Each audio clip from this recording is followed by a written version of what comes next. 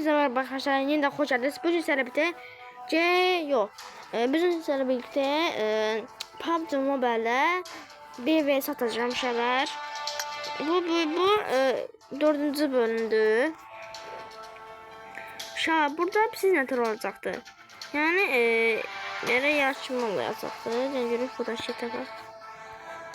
Şöyle şey takmak istedim.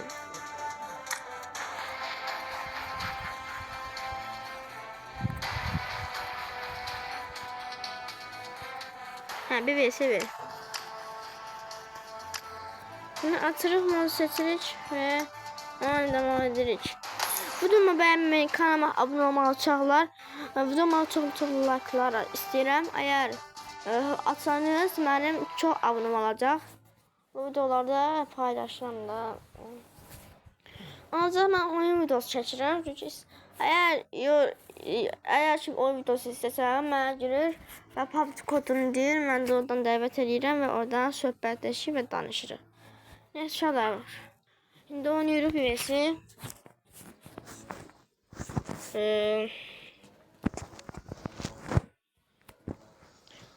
Videomu beğenmeyi, kanalıma abone olmayı unutmayın arkadaşlar. Yeni dersleri yapacağız.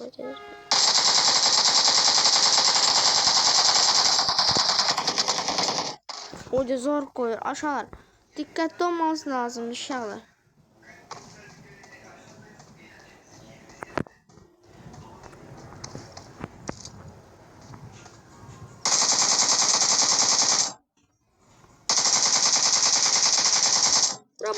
Vuramadım şahar.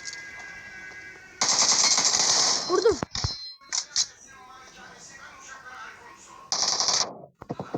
O da ben vurdum. Yaşa.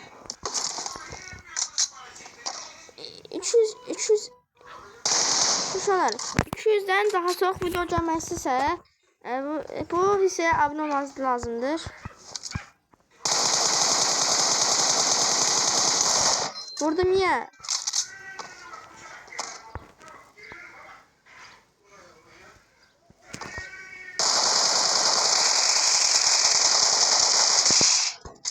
Ne oldu?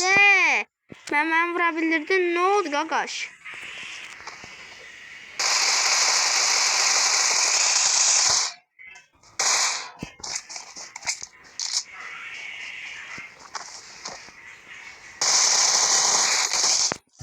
Joy'da vurdum inşallah Joy'da.